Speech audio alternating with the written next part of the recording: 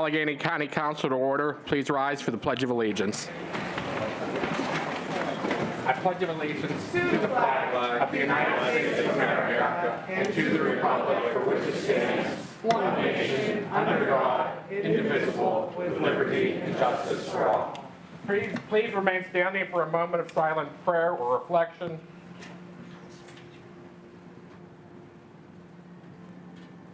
Thank you. Please be seated. Jared, please take roll. Mr. Petkowski. Here.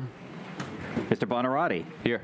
Mr. DeMarco. Here. Ms. Filiaggi. Here. Mr. Fatolis. Here. Mr. Grisbeck. Here. Ms. Hallam. Here. Mr. Klein. Here. Mr. Macy. Ms. Nacarati-Chapkus. Here. Mr. Palmieri. Here. Mr. Paul Messina. Here. Ms. Pritzio. Mr. Walton. Here. President Katina. Here. At the moment, we have 13 members present. Thank you. At this point in time, we'll have the 2025 Comprehensive Fiscal Plan presentation. Madam County Executive.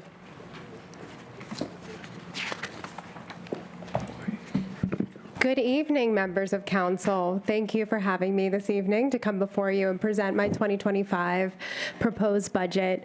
And welcome to all of our great county employees and leaders who are here with us today.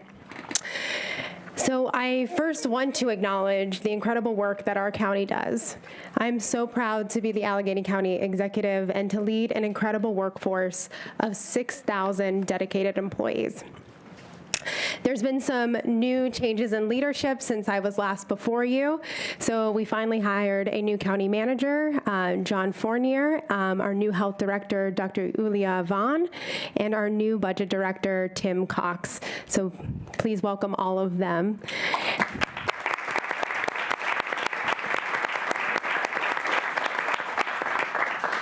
A few weeks ago, I also signed my first executive order, which was centered around our workforce, called Allegheny Hires. It focuses on strengthening and growing our county workforce.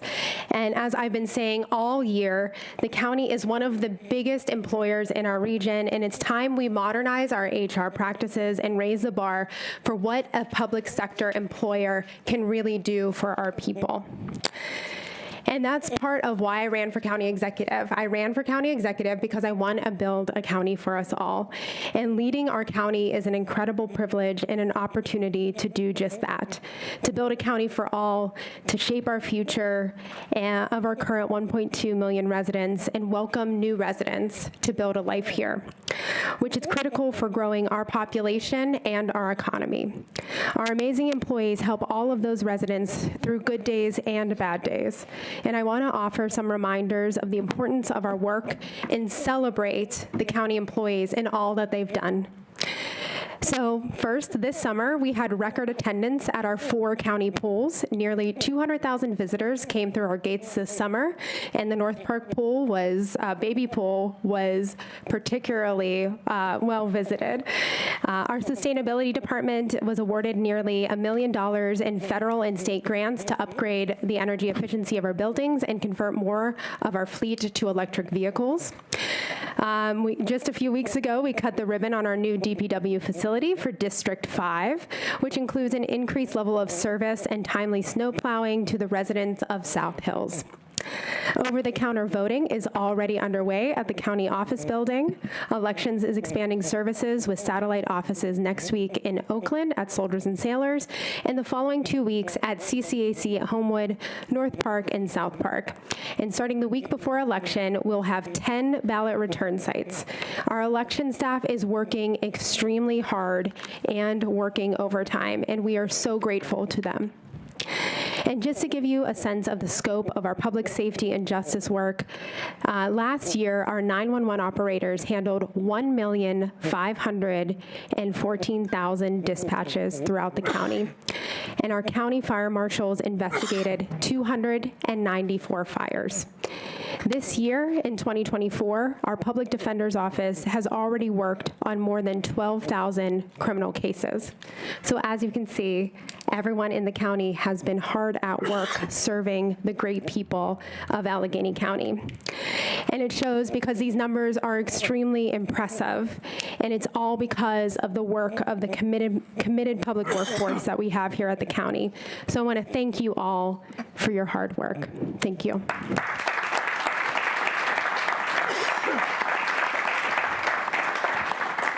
So let's get to the good stuff, the 2025 proposed budget. The budget we are presenting is fiscally responsible and moves our county forward. We are investing in critical services that the county provides, from public safety to infrastructure to human services, while making intentional investments in programs that will make our region the best that it can possibly be. And I will say it again, first and foremost, this budget is fiscally responsible. We are being asked to do more as county government, and in turn, we are looking for more sources of revenue besides just the taxpayers to foot the bill. First, we've been building deeper relationships with our foundation community. For example, our philanthropic partners have contributed millions of dollars to homelessness services and our new 500 and 500 housing plan to offset county costs. And secondly, for the first time ever, the county has hired a grants manager so we can more aggressively go after philanthropic, state, and federal grants. My administration is leveraging relationships with our state and federal partners to unlock tax credits that have never been used by the county before. So for example, in the Inflation Reduction Act, there's a tax credit called direct pay, and we were able to get back $800,000 in capital investments that the previous administration had made because we were intentional about seeking that out.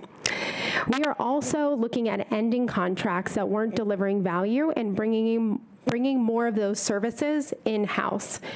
There was a $3 million IT contract that was duplicative to the services we have the ability to offer, so that contract will be winding down.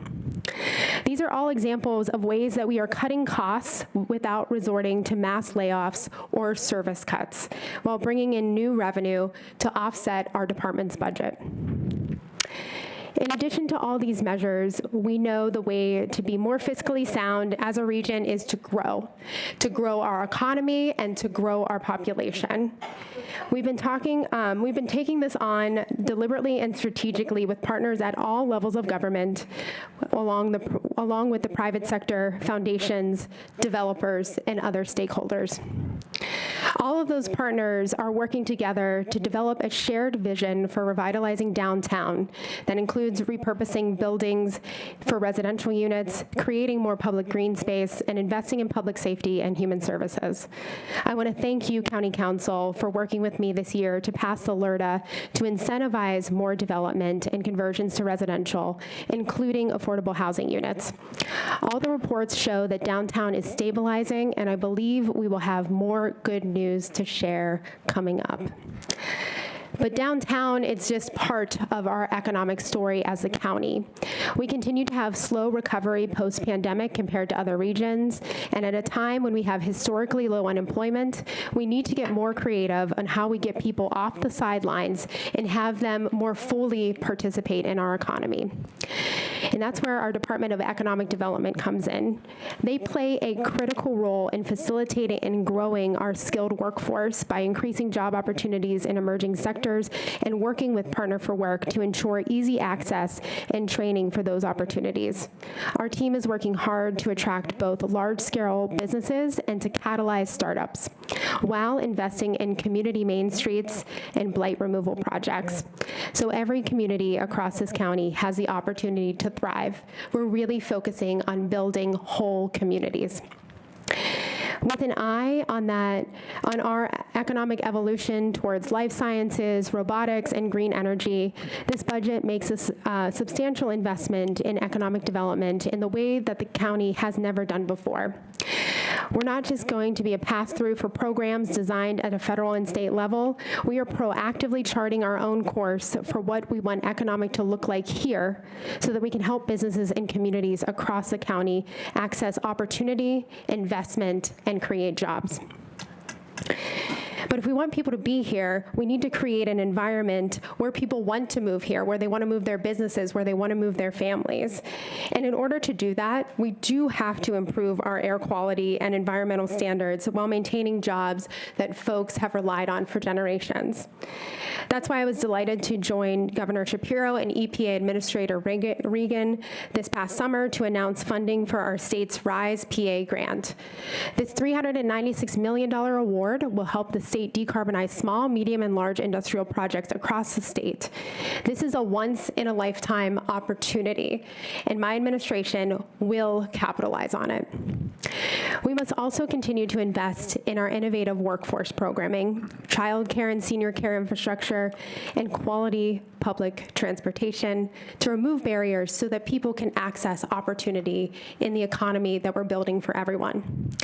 And those you can actually find in a few of the 91 policy priorities outlined in the All-In Allegheny Plan that was co-designed with the community. In the coming weeks, we'll be releasing a public dashboard on the progress we've made over the last 6 months on all 91 priorities so the community can go online and follow along. So that's some good news. We're investing in our economic development priorities from the airport corridor to the Mon Valley. New routes are coming to the airport, and 500 and 500 has already created 100 new units of affordable housing to help neighbors get off the streets and into homes. We're taking care of our roads and bridges, we're answering 911 calls, and providing all the critical services that residents ask us to provide. So now we have to talk about how we're paying for all of it. As I mentioned the last time I spoke to you, we are facing some challenging headwinds. I have been open and honest about that. And the report that Comptroller O'Connor released last week highlighted the county's structural deficit that has been years in the making. So what is a structural deficit if people don't know what that term means? It means that since 2021, the county has spent more on its operating costs than it has taken in revenue. Again, let me stress that. Since 2021, 2022, 2023, and 2024, 4 budget cycles, the county has spent more on its operating costs than it has collected in revenue. Comptroller O'Connor also highlighted that the drawdown of reserves helped cover costs this year, but it is not a long-term solution. Earlier this year, we presented to 2 rating agencies as we went out for bonds to pay for capital projects throughout this county. Both agencies, Moody's and S&P, maintain our current bond ratings and gave us a stable outlook, which was great news.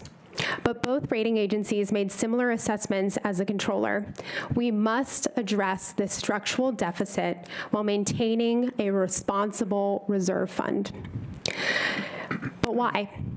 Well, good ratings allow us to borrow money for capital projects at a lower cost, which saves county taxpayers millions of dollars in lower interest rates over the course of a loan. The ratings are also an important indicator of our broader economic atmospheric condition. Positive ratings reflect the fact that we are running a government that is professional and agencies see as stable. It's an indicator to businesses that Allegheny County is, in fact, a great place to do business. So if we've been running a deficit since 2021, why were we able to float along for so long before we had to start drawing down our reserves? So let's talk about some of the headwinds that we're facing now. So first, the state budget has been largely flat funded in several key categories. At a time when homelessness is increasing, state funding for critical Department of Human Services has not kept pace. Just one example, state funding for rental assistance, which was a lifeline for many during COVID, is winding down, but the needs are still enormous in communities throughout Allegheny County. And unless we want to make our homeless problem worse, we need to find ways to keep funding things like rental assistance. Second, the federal COVID relief money is winding down. The American Rescue Plan and CARES were a huge gift to the county, and we should thank the Biden-Harris administration and Congress for delivering nearly $600 million to the county at a time of economic uncertainty. And I do have to say, I believe that the county spent the ARPA money well. We made capital investments at a time of rising interest rates, so we didn't have to borrow. And we have long-term infrastructure and capital projects to show for it. Soon we will cut the ribbon on a new lab for the health department. We spent more than $10 million in ARPA money on upgrading countywide emergency communications technology, which is absolutely vital, and more than $13 million on public works maintenance projects. But ARPA was also used to plug operational budget holes where we had structural deficits that started in 2021. This year, we will be using $48 million in American Rescue Plan money to cover our budget gap from last year's budget. Third, the pandemic fundamentally changed the way our economy is. Pre-COVID, the county could reliably count on property valuation across the county increasing by $1 to $1.5 billion annually, which brought in more tax revenue for us automatically. But in the last few years, property valuations have leveled off, and this year, that number actually decreased. So instead of getting a nice automatic revenue bump in 2024, we were actually back at the same level that we were about 3 to 4 years ago. As those real property values have decreased, the county has refunded commercial property owners millions of dollars more than the previous administration anticipated and budgeted for. And Budget Director Cox will present more in detail when he's with you on October 30th. So fourth, those refunds to property owners and operational costs are higher than the revenue coming into the county. That is why there's been a drawdown of $33 million in reserves this year, as County Controller O'Connor reported last week. The previous administration did work hard to build up that reserve when they inherited a county with essentially no money in the bank at the start of the last decade. By 2023, the county had over $130 million in reserves. And we need to maintain reserves both for our bond rating reasons that I spoke about a minute ago, but also for emergencies and economic downturns. Everyone needs a savings account. Finally, the fifth driver of our economic challenge is that the costs are rising in our county. Inflation, labor costs, supply costs are all up for the county, just like I know they are up for families and businesses. So some examples of that are, first, with more senior care facilities closing in the county, our cane centers have seen an increase in demand, which has driven up costs. DPW costs are up. Since 2019, rock salt is up 26%. Bridge construction costs are up 20 to 30%, and asphalt prices have risen 50%. Costs in our parks are up. Chemicals to treat the golf course and the pools are more expensive than they were a few years ago. And with record-breaking attendance at our pool this summer, we need a lot more lifeguards to make sure that people can go and enjoy our beautiful parks and everything they have to offer. And as our jail population increases, so do the costs at the jail. And we need to increase spending at the public defender's office so that people do not end up in jail for no reason other than the lack of representation in court, which is both unjust and actually expensive for taxpayers. So I just listed a lot of challenges, but I also want to be clear that it's not all doom and gloom here in Allegheny County. The Fed's announcement of the first round of interest cuts and more to come next year will spur more investment and economic activity in the private sector. Early numbers have indicated that the real estate appeals are slowing down, which will help stabilize our 2025 revenues. Our investment in economic development will pay dividends and increase revenues for us across this county. Downtown is more stable than it has been for years with planned investments, and I would believe we can revitalize the Golden Triangle through mixed-use conversion. And tourism is going gangbusters here in Allegheny County. I don't know if you saw, we have a Ferris wheel on a bridge at the present moment, which is pretty cool. And our hotels and restaurants are booked and busy, which is bringing in drink tax and hotel tax revenue. And the airport is getting record traffic, and it will be even better positioned when we do a ribbon cutting in 2025 on the new terminal. So I do want to be transparent about all the challenges, but I do believe that brighter days are ahead for all of us. So, the budget. So I've asked our departments to be mindful about budget constraints. I've asked them to look for places where they can cut expenses, to limit travel, and to take a second, third, and fourth look at their requests to see what is absolutely necessary and where we can pull back. The budget we are proposing is fiscally responsible. It's a 3% increase in spending, which is in line with inflation. And in order to fund this budget, we are requesting a county property tax increase, something that hasn't been done since 2012. The previous administration could have chosen a path of more incremental increases since 2012, and in the absence of American Rescue Plan money and CARES dollars, they would have needed to do so years ago. But the county had the benefit of nearly $600 million in federal funds since 2020 to fill those budget gaps. As that money expires, we do have some catching up to do. So today we are asking for a 2.2 mil increase, which will be the equivalent of $15 a month for the median household in Allegheny County. Again, the economic conditions and ARPA funds helped the county avoid tax increases at a time when many surrounding counties had increased their taxes, and many municipalities and school districts also increased their taxes here in Allegheny County. So spending $33 million in reserves and $48 million in ARPA fund to plug a deficit is a one-time Band-Aid. It is not a solution. And if we keep on the pace we're on now, we could completely deplete our reserves in 2 years, which would be catastrophic for our bond rating and leave us in a precarious situation in the case of an emergency, like a pandemic or a natural disaster, or an economic downturn, which would decrease our revenues. For the median homeowner, we are asking homeowners, again, for $15 more per month for delivering critical county services. Simultaneously, this budget proposes the first increase in the homestead exemption since 2013.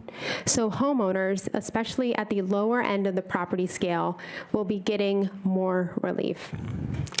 And like I mentioned at the beginning of my speech, we are also putting everything on the table in terms of looking at more efficiencies in our spending and looking for additional revenue streams, so we are not just only relying on county taxpayers.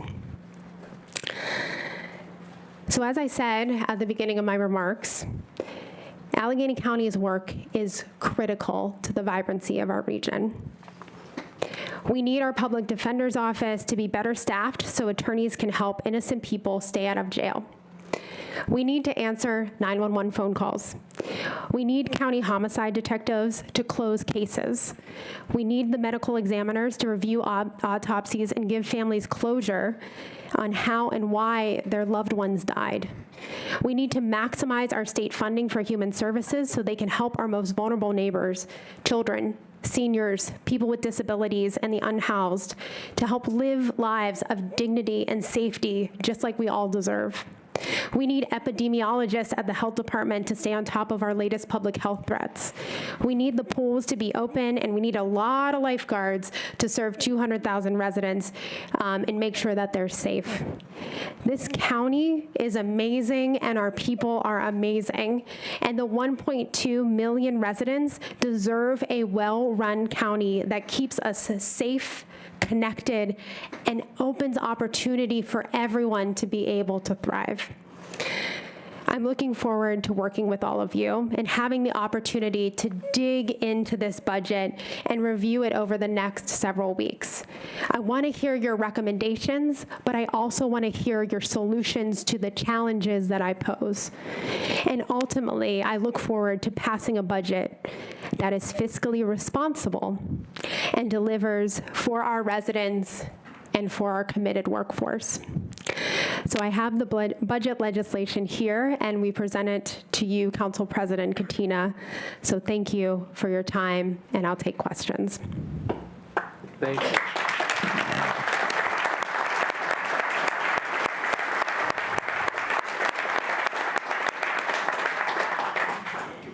Any questions? Councilman Butoll? You had mentioned $15 per month. I don't think you mentioned the fact that that's for a $100,000 home. That's for a median home value in Allegheny County, so and roughly around then. From what I was told, I believe the average home is $110,000 throughout the county. Did that include vacant properties when they did that assessment, or is it specific structures? You know, because there's a lot of properties in Allegheny County that don't have a home, but they still would be on our tax rolls. Would that come into effect? Yeah, we believe that would include all properties, sir. Okay. And again, it's $110,400 for the median assessed value that went into that calculation. Okay, because the reason for my question is simple.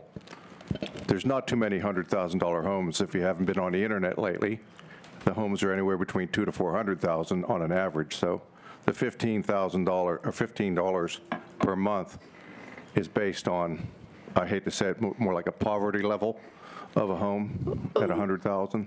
It's based on assessed value, Yeah. which is not necessarily the Right, sale right. of the home. All right, well, that's all. I just want to make sure that we're clear on the $15 per month based on per every $100,000. That's what I want to make sure that we're all very aware of that in the public. And Councilman, if I may, Yes. that's also why we wanted to increase the homestead exemption, because that gives a break to folks who are living in the homes that they own. So that is an opportunity to, take care of the people who call Allegheny Well, I County home. appreciate that. Is there an actual increase on the exemption? Do we have a number on that yet, or Yes. will that be presented? Yes, so in it the budget? increasing it to 21,000 up from 18,000. Okay. And the last time it was raised was 2013. 18. Councilman DeMarco? Thank you, President Katina. County Executive Innamorato, thank you for coming before us and presenting the information. I did some calculations as well. When I just pulled up in the caucus meeting, median home price, I got 143,000. Okay, so I took and used that number and multiplied times that at the 00473, and that comes out to $676.63. But with the 46.5% increase, the tax would be $991.34. So a difference of $314, more than double the $15, well, almost double the $15 a month that you talked about. And then the average median home price, or sale price, as Nick pointed out, in Allegheny County as of August 2024 is $260,000.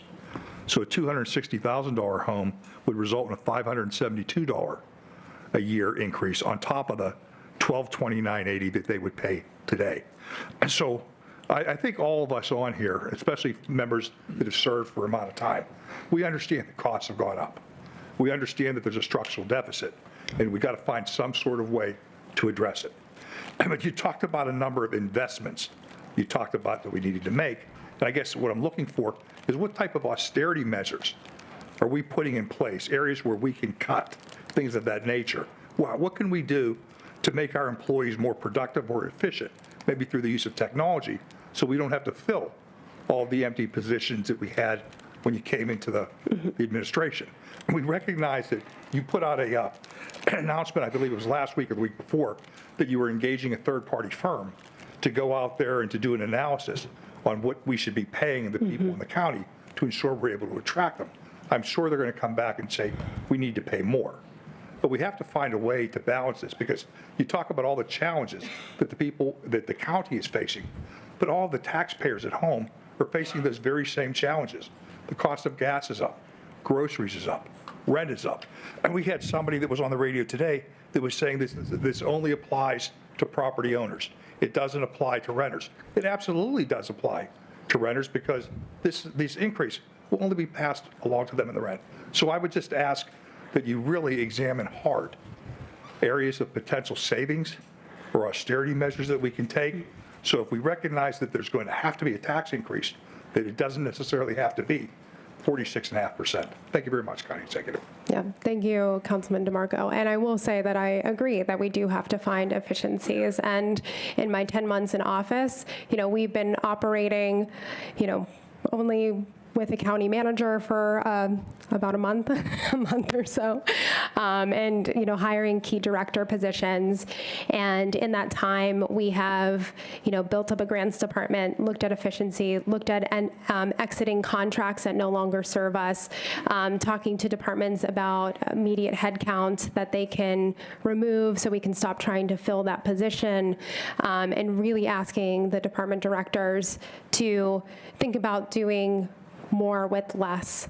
But we do need to maintain our critical services and be able to deliver for the people of this county and not resort to draconian cuts in services and our workforce. Councilmember Grisbeck. Thank you very much, Mr. President. County Executive Innamorato, very much appreciate the presentation. Just want to start off by clearing up what median means. That means that 50% of the people in Allegheny County will be paying that level or below. So I understand that home values have obviously greatly increased. However, we last did a reassessment in 2012.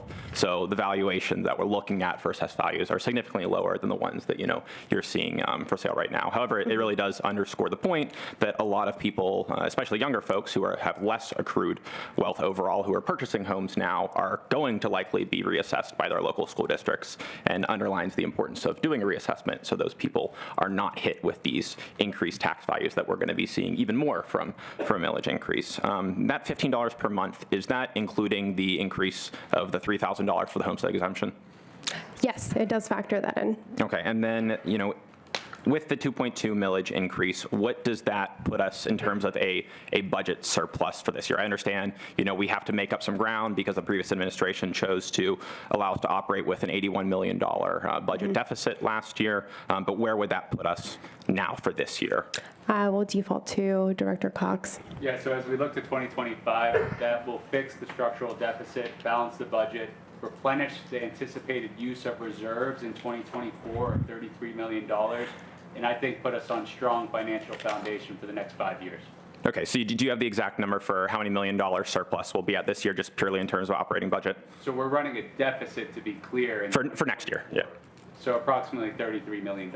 Okay, $33 million surplus next year, and then that'll put us at how much for our fund budget or fund balance? That will bring the fund balance up to approximately $101 million as you look at the end of 2025. Okay, $101 million for anyone who couldn't hear online. And what is the recommended fund balance that we carry as a county? What does Moody's and S&P recommend for that? So it would be GFOA recommendation. GFOA, okay. They recommend that you maintain 2 months worth of your general fund operating or general fund in reserves, which is approximately $140 million.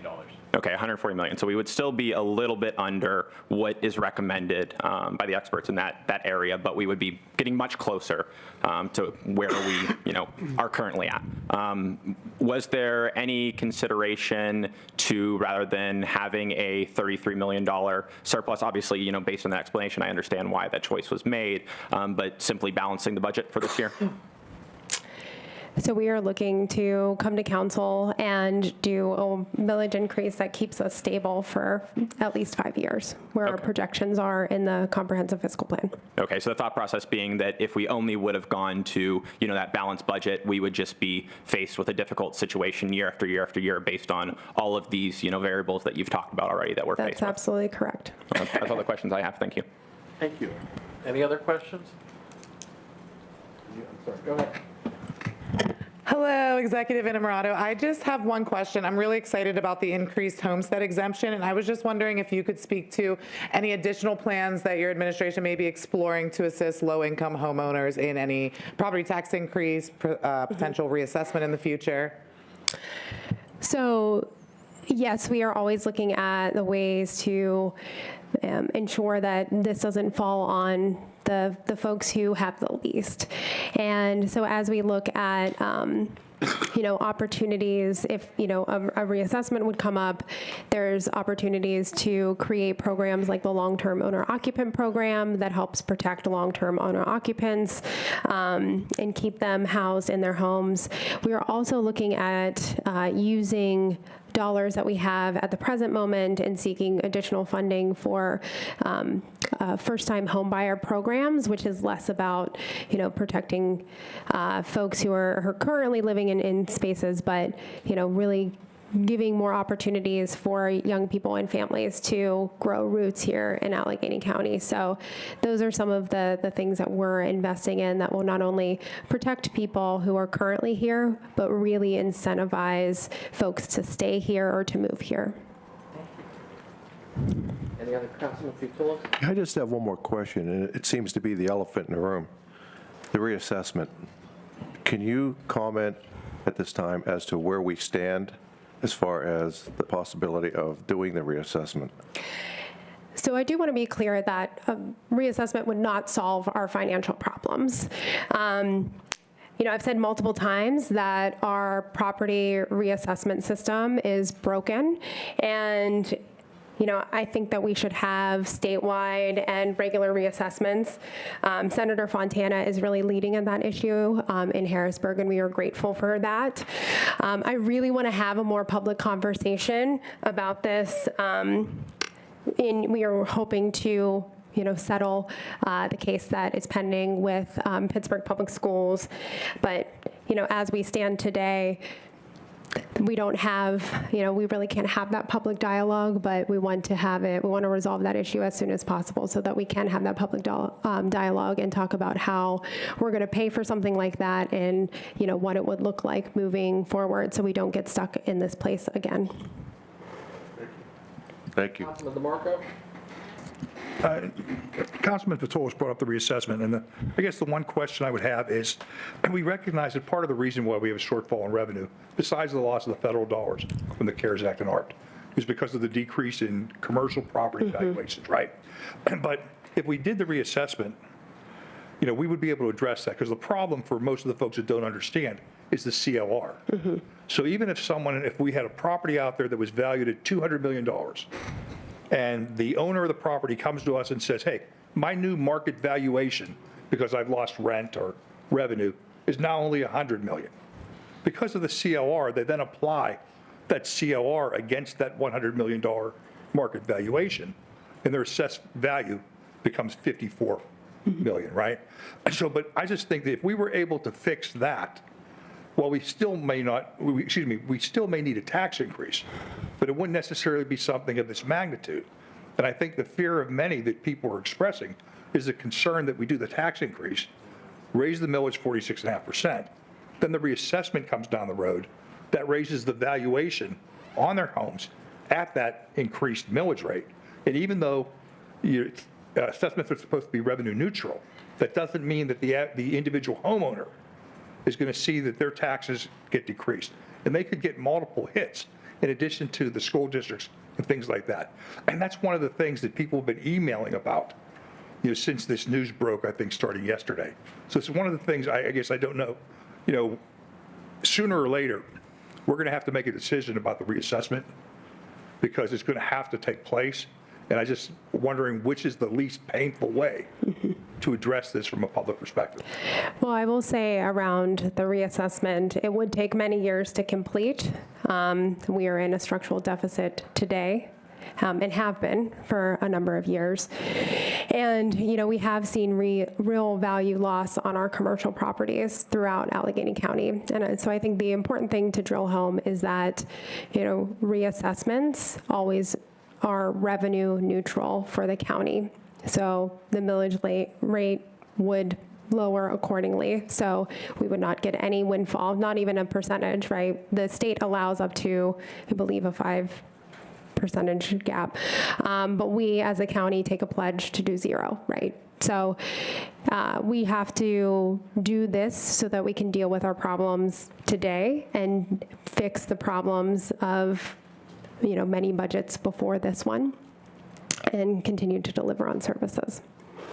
And I look forward to a more public dialogue once we can resolve this case so that everything can be on the table, because I think doing something that lands us back here in a decade is not helpful either and it's not fair to the residents of this county.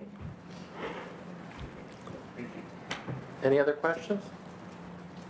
Hearing no other questions. Thank you, Madam County Executive. Thank you.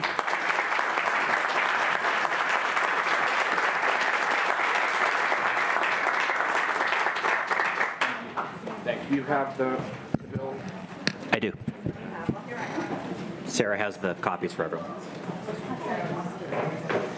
Okay, so I'll let the room clear for a moment.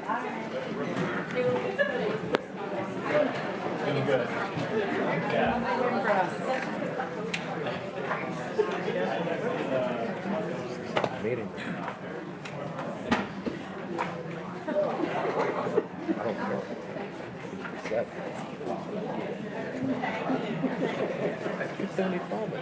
275. You're right. One that can be on all the time. Maybe the media will pick it up. Did you get that? I am. I forgot to sign up. I just have a little thing I want to read after Bethany reads our proclamation. It's okay if it's not. Is the proclamation being presented? Yeah, she's reading it. She'll give you an opportunity to speak. Okay, It's presented, okay. so don't worry about it. Yeah. Okay, so at this point in time, we'll need a motion to amend the agenda for these bills for introduction. Is there a motion to do so? So moved. Motion has been made and seconded. Any discussion? Hearing none. All those in favor signify by saying aye. Aye. I'd like to have the clerk read the bill titles for the record. The first is an ordinance of the County of Allegheny, Commonwealth of Pennsylvania, establishing the tax levy upon all real property subject to taxation within the limits of Allegheny County for fiscal year 2025. Okay, at this point in time, I'd like a moment of personal privilege. There are multiple bills. Okay, go ahead. Next up is an ordinance of the County of Allegheny, Commonwealth of Pennsylvania, amending the Code of Ordinances of Allegheny County in order to increase the amount of the assessed value of each homestead and farmstead property within Allegheny County to be excluded from Allegheny County property taxation. The next is a resolution of the County of Allegheny, Commonwealth of Pennsylvania, adopting an operating budget pursuant to Article 4, Section 2, and Article 7, Section 4 of the Home Rule Charter by setting forth appropriations to pay the expenses of conducting the public business of Allegheny County and for meeting debt charges for the fiscal year beginning January 1st, 2025 and ending December 31st, 2025. Next up is a resolution of the County of Allegheny, Commonwealth of Pennsylvania, adopting a capital budget pursuant to Article 4, Section 2, and Article 7, Section 4 of the Home Rule Charter by setting forth appropriations to pay the expenses for capital expenditures during the fiscal year beginning January 1st, 2025 and ending December 31st, 2025.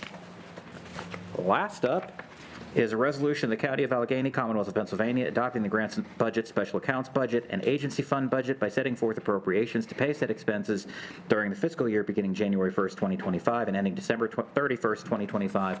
All of those bills sponsored by the Chief Executive. Thank you. Just making a quick statement. Obviously, it's going to be an interesting few weeks for council and the executive's office. Like you this evening, council has only heard the chief executive's comprehensive fiscal plan presentation right now. We also just received the budget bills and the copies of the CFP itself this evening. None of us had had any chance to conduct any meaningful review of any of these documents up until this point. We obviously have a lot of information to digest. There's going to be a lot of discussion over the next few weeks. Chairman Paul Messina is going to be conducting 3 budget hearings where we hope to get answers to, I'm sure, a lot of questions that are going to be asked. We're going to ask the questions, tough questions, from the administration, the row offices, the courts, and all the other county agencies. We're also going to discuss these bills in committee meetings. I thoroughly recommend the public get engaged in the process, whether it be through email, public comment, what have you. Let us know your thoughts. There's obviously a 2.2% millage increase was the proposal this evening to balance the county budget. We'd like to hear from all of you. I know we've started to see some emails and phone calls come into our office, but the only way this process works is when the public's engaged. So thank you very much for your time. I'm going to refer all these bills to Chairman Paul Messina for the Budget and Finance Committee. We'll now go into proclamations and certificates 13250-24. Before proceeding, please let the record reflect that Ms. Pritzio is now with us. 13250-24 is a proclamation recognizing John Vahosky upon the occasion of his retirement from the Allegheny County Treasurer's Office after 35 years, sponsored by Councilmember Nakaradi Chapkus and all other members of council.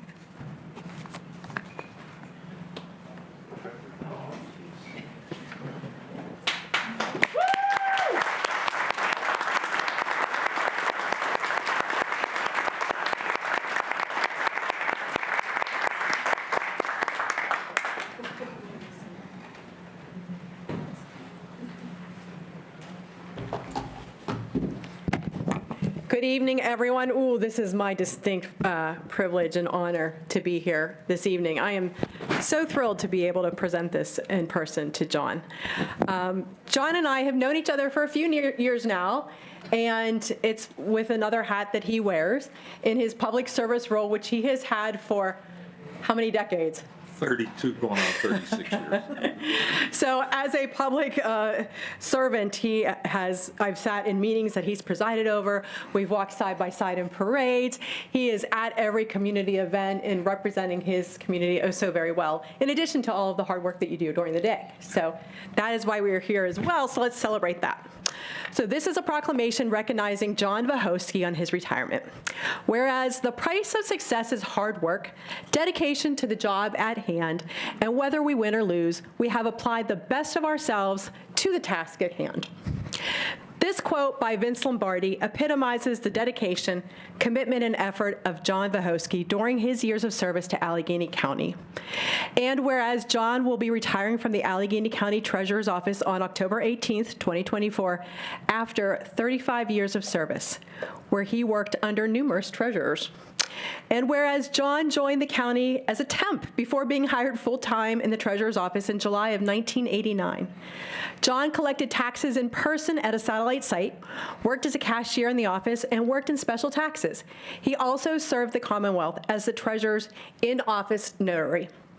And whereas with John's dedication and experience, he was transferred to the call center and became a phone agent.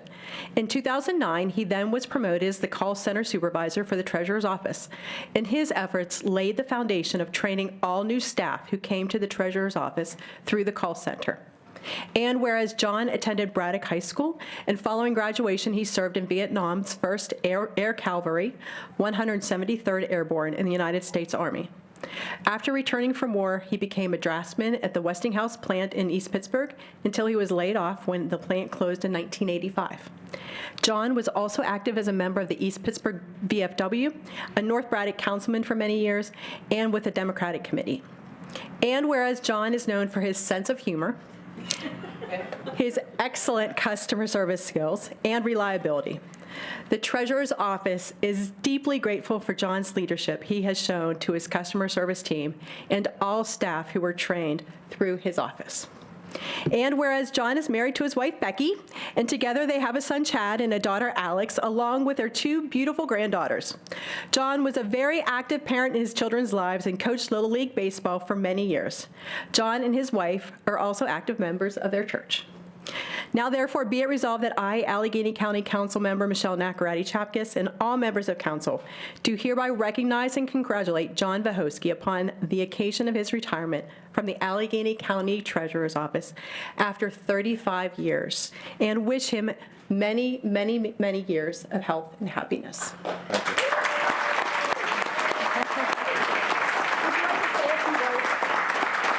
Yeah, I don't think I need a microphone. First of all, to my family, Becky, Alex, I love you guys. You know that. Our relative, Joe Marizzi, thank you for taking evening and be here tonight.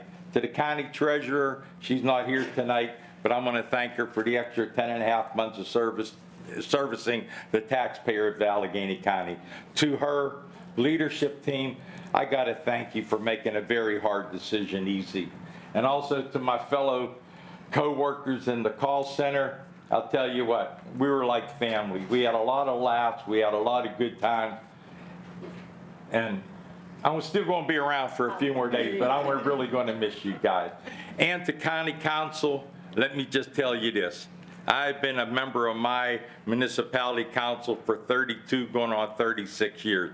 I know we all have hard, tough decisions to make. Please, vote with your heart and also take into consideration the taxpayers of Allegheny County. With that said, I thank you. Michelle. John, you want to get a picture? Let's get a picture. Want to call up your family? Yeah. Beck, come on up. I'll give this to you to hold. Oh, thank you, thank you. She's crying. Oh, of She's course, crying it's a for big deal.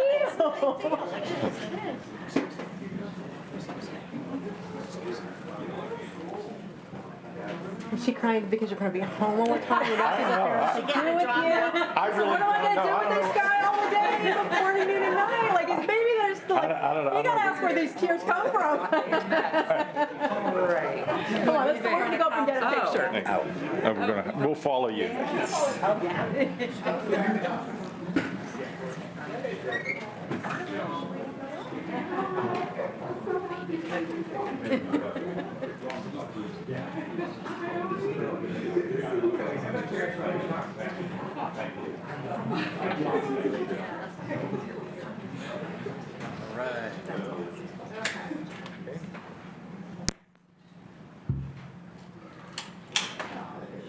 All right, perfect. Ready? All right, 1, 2, 3. Gotcha. Thank you.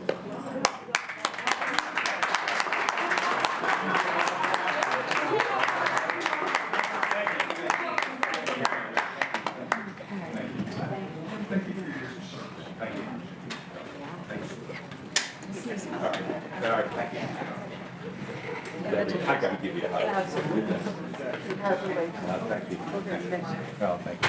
13251-24. A proclamation proclaiming the week of October 7th through 11th, 2024 is Digital Inclusion Week in Allegheny County, sponsored by Councilmember Hallam. I know, for sure. You're not going anywhere. You come back. Jimmy, thank you. I got it all on the team. You did? Okay, thank you.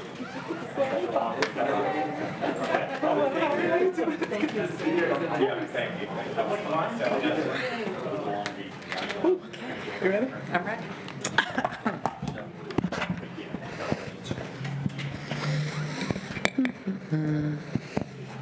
All right, everyone. I am so excited to present a proclamation honoring Digital Inclusion Week. Whereas affordable internet plays an important role in civic and cultural participation, lifelong learning, and access to essential services for Allegheny County and surrounding communities. And whereas digital equity ensures all individuals and communities have the information technology capacity needed for full participation in our society, democracy, and economy.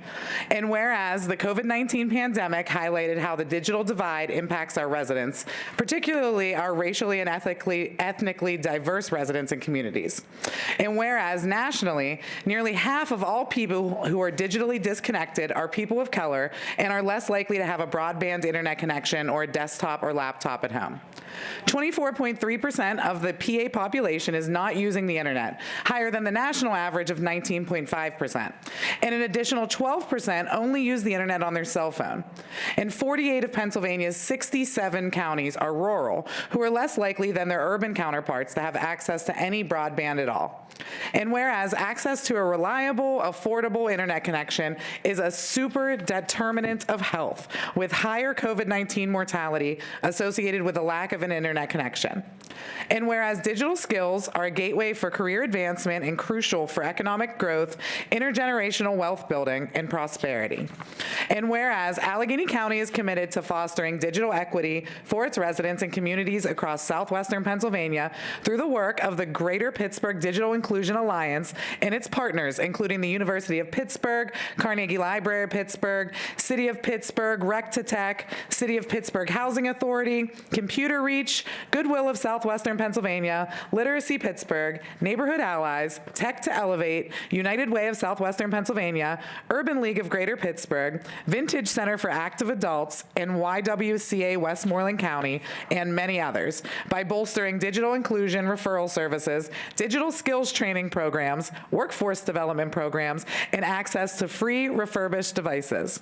Now, therefore, be it resolved that I, Allegheny County Council Member Bethany Hallam, do hereby proclaim the week of October 7th through 11th, 2024 as Digital Inclusion Week in Allegheny County, and I encourage Allegheny County residents to join the board in raising awareness of advancing digital equity and being committed to closing the digital divide. I am so honored to present this to you tonight, Jen, and I would love for you to give some comments as well. Thank you. You're welcome. Thank you so much. Thank you.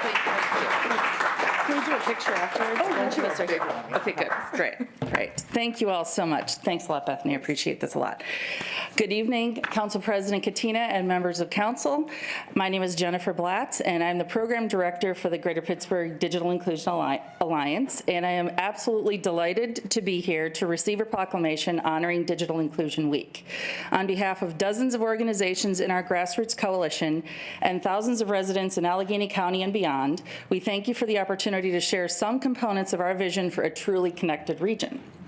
Digital Inclusion Week is an annual week of awareness, recognition, and celebration where we are highlighting the tireless efforts made by many of our nonprofit organizations to ensure that all individuals and communities, including the most disadvantaged, have access and use of information and communication technologies. Several of my colleagues are here with me today, and we are so fortunate to benefit from their leadership. DIY is organized by the National Digital Inclusion Alliance and its nearly 2,000 affiliates nationwide, and the Greater Pittsburgh Digital Inclusion Alliance is a proud member. This year's theme, Stronger Together, Mobilizing Towards Sustainability, highlights the power of collaboration in ensuring the longevity of our movement. By fostering a robust ecosystem that connects digital inclusion initiatives across our communities, we can sustain our movement towards long-term digital inclusion solutions. And I'll just add here that through the University of Pittsburgh and 12 partners, we just submitted an application to the national, to the federal government for $17 million for the region. So you're going to hear more about that in the coming weeks and months. So hopefully we will be successful and we can add that to your collection of funds.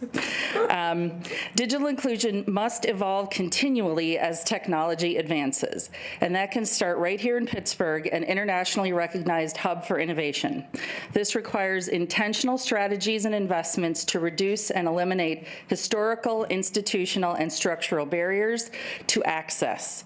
Economic mobility benefits all of us, and people in rooms like this one have the power to begin to level the playing field by granting that access to vital resources. So thank you so much for your time. Thank you. Yeah, come on up, guys. Everyone is invited.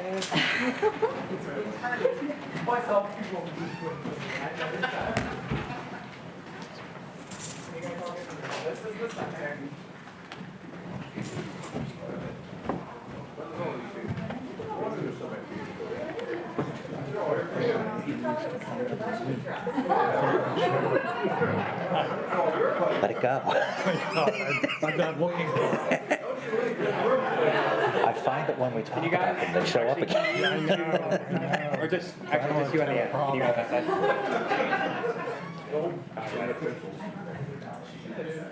All right, everybody, right on me. Okay, ready? 1, 2, 3. Gotcha.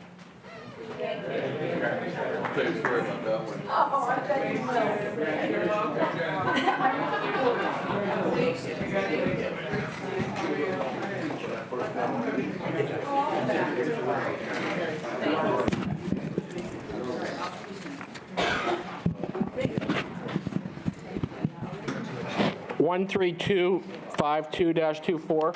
A proclamation recognizing Standing Firm upon the occasion of its 15th anniversary, sponsored by council members Macy, DeMarco, Hallam, Betkowski, Filiaggi, Pritzio, Katina, Grisbeck, Palmieri, Fatulis, Nacarati, Chapkus, Klein, Palmasina, and Bonarotti.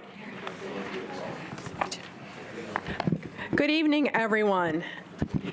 I'm excited to be able to share with you a little bit more about Standing Firm and the celebration that we have before us. This is a proclamation recognizing Standing Firm's 15th anniversary. And standing behind me are Megan Rose, the program director, and Karen Sellers, a colleague at Standing Firm. You'll hear a little bit from them in just a moment.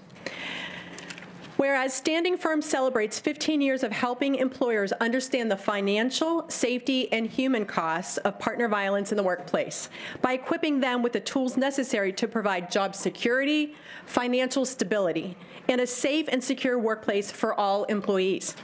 And whereas in 2009, a study conducted by UPMC Health Plan found that 40% of their new hires had experienced or were experiencing partner violence. This percentage was both astounding and unacceptable. Recognizing that employers could play a vital role in supporting the journey to survivorship for their employees, Standing Firm was born under the leadership of Dr. Patricia Kluss. And whereas, beginning at the University of Pittsburgh as a grant-funded program, it grew with close ties to the foundation and victims' services communities and proceeded with the public launch of the website and initiative.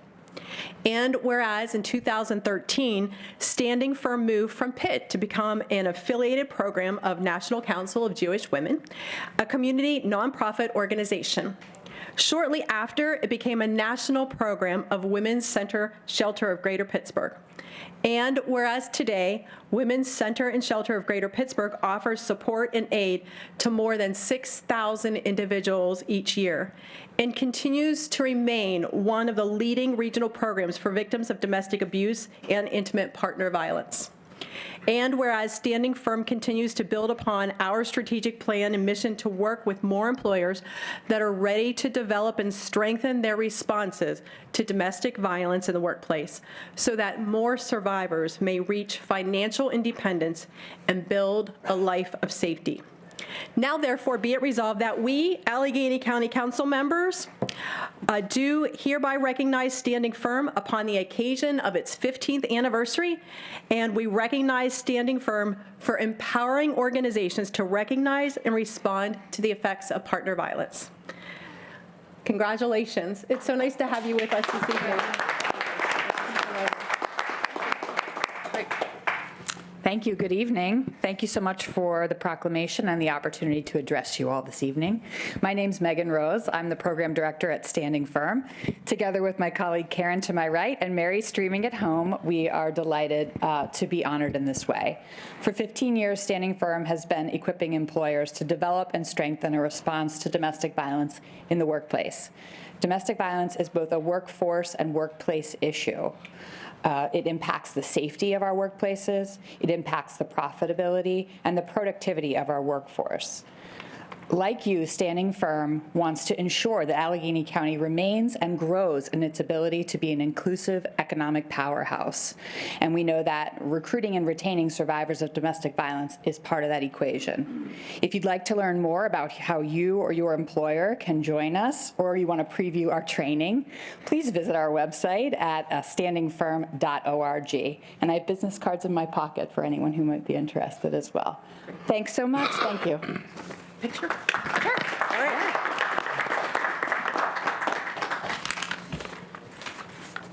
Thank you. Yeah.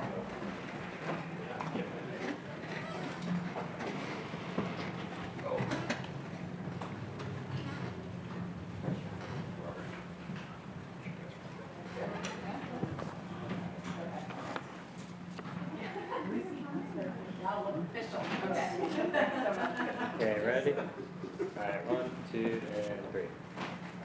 Gotcha. Thank you so much. Thank you.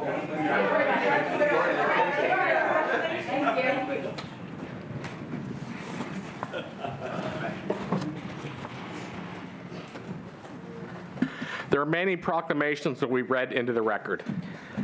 13253-24 is a proclamation congratulating Ms. Angela Ferrito on being the recipient of the 2024 Labor Woman of the Year Award, sponsored by Councilmember Katina and all their members of council.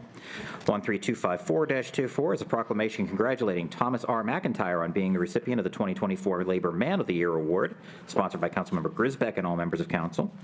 13255-24 is a proclamation recognizing DeWitt Walton on being the recipient of the 2024 Father O'Malley Social Justice Award, sponsored by Councilmembers Macy, DeMarco, Betkowski, Filiaggi, Pritzio, Katina, Grisbeck, Palmieri, Fatulis, Nacarati, Chapkus, Klein, Palmasina, and Bonarotti. 13256-24 is a proclamation recognizing Children and Adults Developmental Agency Program's 34th anniversary, sponsored by Councilmember Nacarati Chapkus and Councilmember Macy. 13257-24, a proclamation recognizing Dr. Janice C. Brooks for a distinguished career and accomplishments to civil rights and policy, sponsored by Councilmembers Nacarati Chapkus and Macy. 13258-24, a proclamation recognizing the 100th anniversary of the Duquesne McKeesport Lodge number 731, sponsored by Councilmember Macy. 13259-24, a proclamation commending Quinlan David Reynolds on achieving the rank of Eagle Scout, sponsored by Councilmember Grisbeck. And 13260-24, a proclamation recognizing Regis Powers upon the occasion of his retirement from the Allegheny County Treasurer's Office after 41 years, sponsored by Councilmember Fatulis and all other members of council. Thank you. Is there any public comment on any agenda items? No. Okay, approval of minutes. 13261-24. A motion to approve the minutes of the September 10th, 2024 regular meeting of council. Is there a motion to approve? So moved. Motion has been made and seconded. All those in favor signify by saying aye. Aye. All those opposed, motion carries. Presentation of appointments. All the appointments being presented tonight are referred to the Committee on Appointment Review, and I'd like the clerk to read them all at this point in time. All of the appointments being presented will have effective terms through October 8th, 2027, and all are to various Friends of the Park organizations. 13234-24 is the appointment of Peter Evancic for South Park, sponsored by Councilmember Palmieri. 13235-24, actually this next group is sponsored by Councilmember Fatulis. 13235-24 is the reappointment of Dan Smith for Harrison Hills. 13236-24 is the reappointment of Sharon Svitek to Harrison Hills. 13237-24 is the reappointment of Nicholas Svitek to Harrison Hills. 13238-24 is the reappointment of Susan Gockler to Harrison Hills. 13239-24 is the reappointment of David Brook to Harrison Hills. 13240-24 is the reappointment of Carly Deskins to Harrison Hills. The next group is sponsored by Councilmember Pritzio. 13241-24 is the reappointment of Amy Giammattei to Heartwood Acres. 13242-24 is the reappointment of Pam Konopasek to Heartwood Acres. 13243-24 is the reappointment of Carrie Clausen to Heartwood Acres. 13244-24 is the reappointment of Allison Bergen to Heartwood Acres. 13245-24 is the reappointment of Gail Scott to Heartwood Acres. 13246-24 is the reappointment of Betsy Mazurak to Heartwood Acres. 13247-24 is the reappointment of Joe Downing to Heartwood Acres.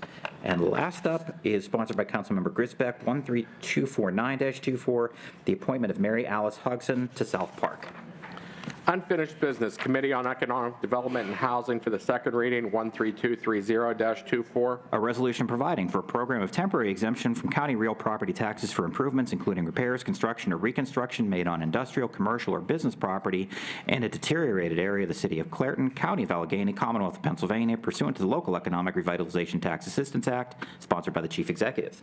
Councilmember Betkowski. The Committee on Economic Development and Job Creation met on October 1st and affirmatively recommended this to council. I make that motion. Motion has been made and seconded. Any discussion? Hearing none. Jared, please take roll call vote. On the motion to approve, Mr. Betkowski. Yes. Mr. Bonarotti. Yes. Mr. DeMarco. Yes. Ms. Filiaggi. Mr. Fatulis. Yes. Mr. Grisbeck. Yes. Ms. Hallam. Yes. Mr. Klein. Yes. Mr. Macy. Ms. Nacarati Chapkus. Yes. Mr. Palmieri. Yes. Mr. Palmasina. Yes. Ms. Pritzio. Yes. Mr. Walton. Yes. President Katina. Yes. Ayes 14, no 0. The bill passes. 13231-24. A resolution providing for a program of temporary exemption from county real property taxes for improvements, including repairs, construction, or reconstruction made on industrial, commercial, or business property in a deteriorated area in the borough of Brentwood, County of Allegheny, Commonwealth of Pennsylvania, pursuant to the Local Economic Revitalization Tax Assistance Act, sponsored by the Chief Executive. Councilmember Bukowski? The Committee on Economic Development and Job Creation met on October 1st and affirmatively recommended this to council. I make that motion. Second. Motion has been made and seconded. Any discussion? Hearing none. Roll call vote, please, Jared. On the motion to approve, Mr. Petkowski. Yes. Mr. Bonarotti. Yes. Mr. DeMarco. Yes. Ms. Filiaggi. Yes. Mr. Grisbeck. I'm sorry, what Mr. about Fatoulis. me? Who needs? Yes. Now, Mr. Grisbeck. Yes. Ms. Hallam. Yes. Mr. Klein. Yes. Ms. Nacarati Chapkus. Yes. Mr. Palmieri. Yes. Mr. Paul Messina. Yes. Ms. Pritzio. Yes. Mr. Walton. Yes. President Katina. Yes. Ayes 14, no 0. The bill passes. Committee on Public Works for the second reading, 13154-24. An ordinance authorizing the County of Allegheny through its Department of Public Works and Law Department to acquire by condemnation a permanent right-of-way in fee simple and a temporary construction easement over one parcel of land identified by the Allegheny County Department of Real Estate as Block and Lot 9911X957, being required for the replacement of Fallen Timber Run Bridge Number 6 over Fallen Timber Run located at the intersection of Roberts Hollow Road and Warren Hill Road in Forward Township, Allegheny County, Pennsylvania, and to take such further action as may be necessary under applicable law, including but not limited to the eminent domain code, sponsored by the Chief Executive. Committee on Public Works met on 10-1. They affirmatively recommended it. Councilmember Nacarati Chapkus, would you like to make that motion? I would, please. Thank you. Thank you. Is there a second? Second. Motion has been made and seconded. Any discussion?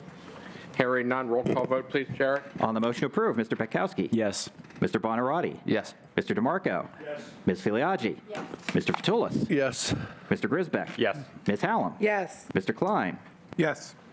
Ms. Nacarati Chapkus. Yes. Mr. Palmieri. Yes. Mr. Paul Messina. Yes. Ms. Pritzio. Yes. Mr. Walton. Yes. President Katina. Yes. Ayes 14, no 0. The bill passes. 13155-24.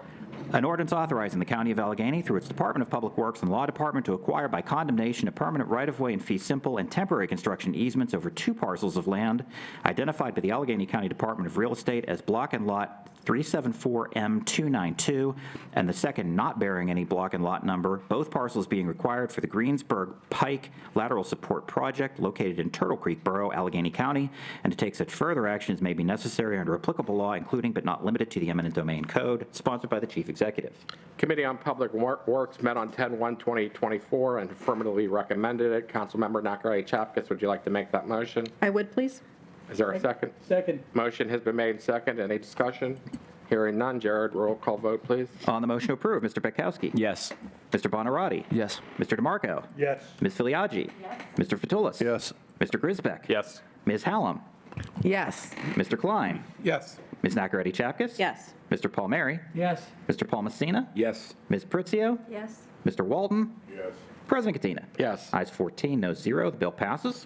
13156-24. An ordinance authorizing the County of Allegheny in conjunction with the Department of Public Works and Law Department to acquire by condemnation certain permanent rights-of-way and easements, including but not limited to property in fee simple for permanent rights-of-way, drainage easements, and temporary construction easements from one parcel required for the replacement of Beam Run Bridge Number 1 over Beam Run located on Call Valley Road in Jefferson Hills Borough, Allegheny County, and to take such further actions may be necessary under applicable law, including but not limited to the eminent domain code, sponsored by the Chief Executive. Committee on Public Works met on 10-1-2024 and affirmatively recommended. Councilmember Nacarati Chapkus, would you like to make that motion? I would like to make that motion. Second. Motion has been made and seconded. Any discussion? Hearing none. Roll call vote, please, Jared. On the motion to approve, Mr. Petkowski. Yes. Mr. Bonarotti. Yes. Mr. DeMarco. Yes. Ms. Filiaggi. Mr. Fatoulis. Yes. Mr. Grisbeck. Yes. Ms. Hallam. Yes. Mr. Klein. Yes. Ms. Nacarati Chapkus. Yes. Mr. Palmieri. Yes. Mr. Paul Messina. Yes. Ms. Pritzio. Yes. Mr. Walton. Yes. President Katina. Yes. Ayes 14, no 0. The bill passes. 13226-24.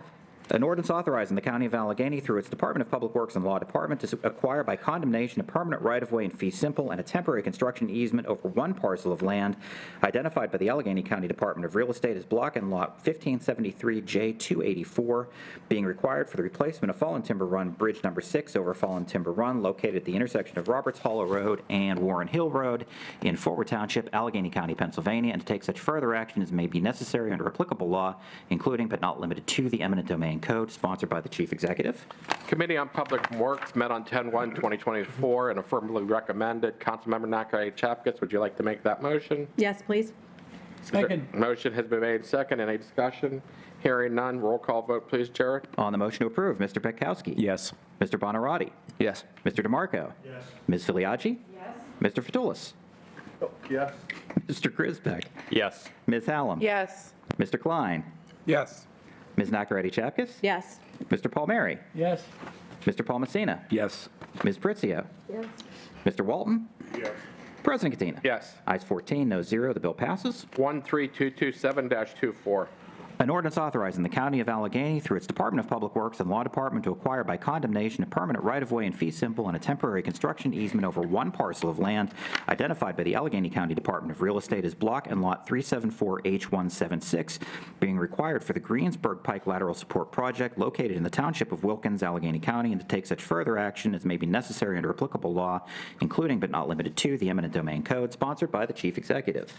Committee on Public Works met on 10/1/2024 and affirmatively recommended. Councilmember Nacarati Chapkus, would you like to make that motion? I'd like to make that motion. Second. Motion has been made and second. Any discussion? Hearing none. Roll call vote, please, Jared. On the motion to approve, Mr. Petkowski. Yes. Mr. Bonarotti. Yes. Mr. DeMarco. Yes. Ms. Filiaggi. Yes. Mr. Fatulis. Yes. Mr. Grisbeck. Yes. Ms. Hallam. Yes. Mr. Klein. Yes.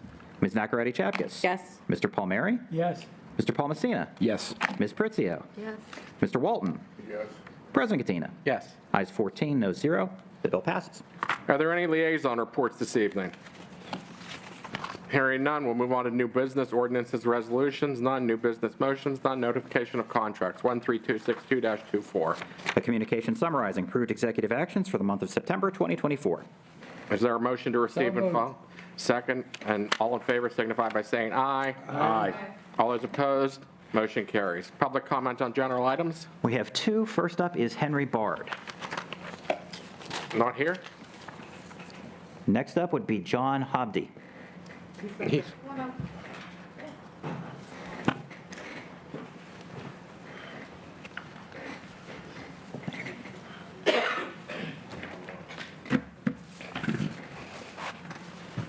Hello, my name is John Hobdy. I am a registered nurse at Western Psych. I am also the union vice president at Western Psych.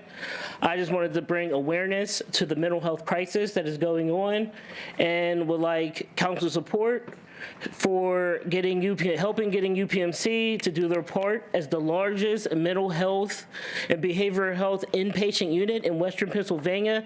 They have an obligation to invest in this mental health crisis.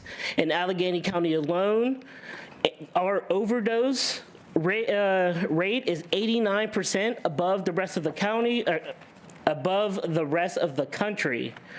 Also, due to their lack of investment, we are suffering from multiple beds in the hospital being closed and units being eliminated altogether.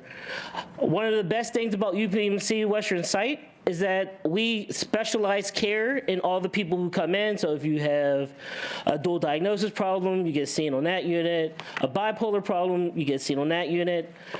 Due to the lack of investments and being unable to bring people in, they have closed our child unit on our autism and development unit, only leaving one unit open, which is a unique unit all to itself throughout the rest of the state. We believe through our contract talks that they will invest in us and be able to bring nurses so we could keep the beds open. On my unit alone, half the unit is closed. I have a 42-bed unit, and we right now only have 22 beds open because of the lack of nurses here. We're not asking to be paid more. We would like to be paid the same as the nurses at Presby or elsewhere around the city. I just want to bring that awareness. Thank you. Thank you. Is there a motion to adjourn? Second. Motion has been made second. All those in favor signify by saying aye. Aye. All those opposed, motion carries. Have a wonderful evening, everyone.